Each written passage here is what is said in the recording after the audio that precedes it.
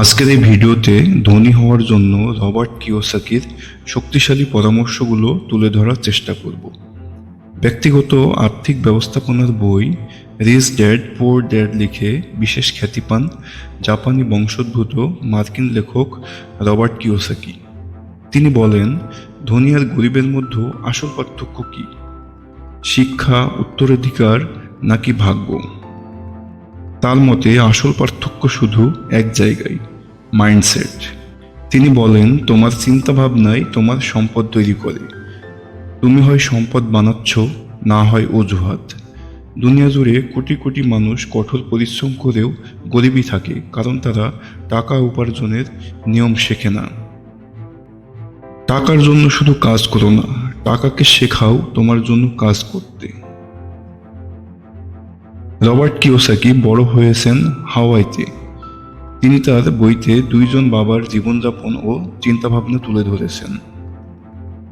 জন্মদাতা বাবা ছিলেন অত্যন্ত শিক্ষিত, ডিগ্রিধারী, সরকারি চাকরিজীবী এবং সম্মানিত ব্যক্তি।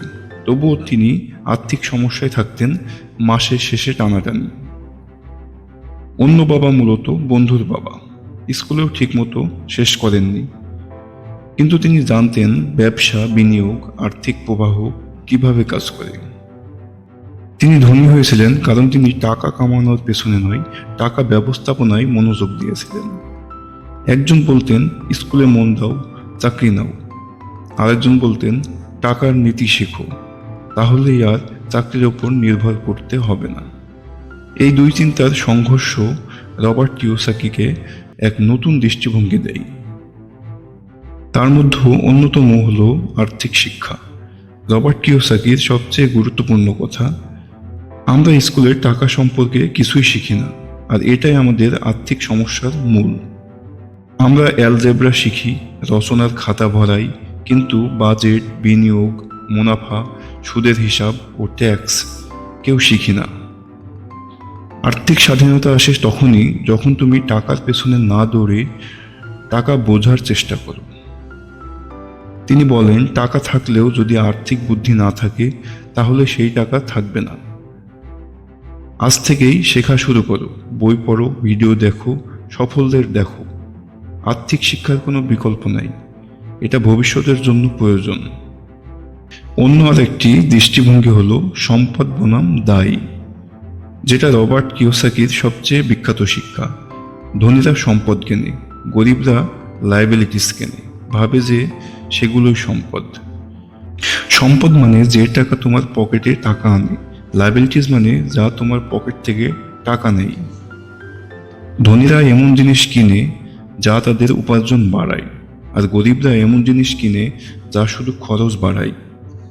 অর্থাৎ যা কিছু কিনছো, নিজেকে জিজ্ঞাসা করো, এটা টাকা দেবে না নেবে। আরেকটি দৃষ্টিভঙ্গি হলো আয় নয়, শেখার জন্য কাজ করো। রবার্ট কিওসাকি বলেন, টাকার জন্য কাজ করো না, শেখার জন্য কাজ করো। গরিবরা শুধু বেশি বেতনের দৌড়ে থাকে, ধনীরা চায় দক্ষতা অর্জন করতে। তুমি যদি ধনী হতে চাও, তোমাকে শিখতে হবে মার্কেটিং, সেলস, টিম ম্যানেজমেন্ট, বিনিয়োগ এবং আরও অনেক কিছু। রবার্ট নিজে অনেক সময় বিনা বেতনে কাজ করেছেন শুধু শেখার জন্য, কারণ তিনি জানতেন জ্ঞান সুদের মতো দিনে দিনে বাড়ে। কোটি মানুষ একরকম ফাঁদে আটকে আছে, ঘুম থেকে উঠে কাজ করে, বিল পেমেন্ট করে, আবার ঘুমাই। রবার্ট বলেন, আমার গরিব বাবা বলতেন আমি এটা কিনতে পারি না, আর আমার ধনী বাবা বলতেন আমি এটা কিভাবে কিনতে পারি। এই পার্থক্যই একজন গরিবকে গরিব রাখে, আরেকজনকে ধনী করে তোলে। যখন তুমি বলো পারবো না, তখন তোমার মস্তিষ্ক বন্ধ হয়ে যায়, আর যখন তুমি বলো কিভাবে পারবো, তখন তুমি নতুন সমাধান খুঁজতে শুরু করো। সম্পদ বাড়ানোর জন্য আরেকটি দৃষ্টিভঙ্গি হলো প্যাসিভ ইনকাম তৈরি করা। ভাবো তো, ঘুমিয়ে ঘুমিয়ে আয় হচ্ছে। এটা স্বপ্ন নয়, এটা passive income. Real estate, share, online product, royalty সবই এর উৎস হতে পারে।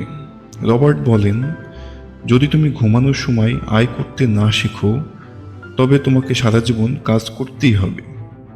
ছোট থেকে শুরু করো, 2টা শেয়ার কিনো, কোনো ডিজিটাল প্রোডাক্ট বানাও, ভাড়া দেওয়া যায় এমন কিছু খোঁজো। একবার শুরু করো, ফ্রিডম আসবেই। রবার্ট কিওসাকি ধনী হয়েছেন শুধু পরিশ্রম করে নয়, তিনি আলাদাভাবে চিন্তা করেছিলেন বলেই। ধনী হতে হলে জন্মগত সুযোগ নয়, দরকার সঠিক দৃষ্টিভঙ্গি। টাকা সম্পর্কে জানো, সম্পদ কিনো, লায়াবিলিটিস নয়, প্যাসিভ ইনকাম গড়ো, আর নিজের আর্থিক জ্ঞানকে প্রতিদিন বাড়াও।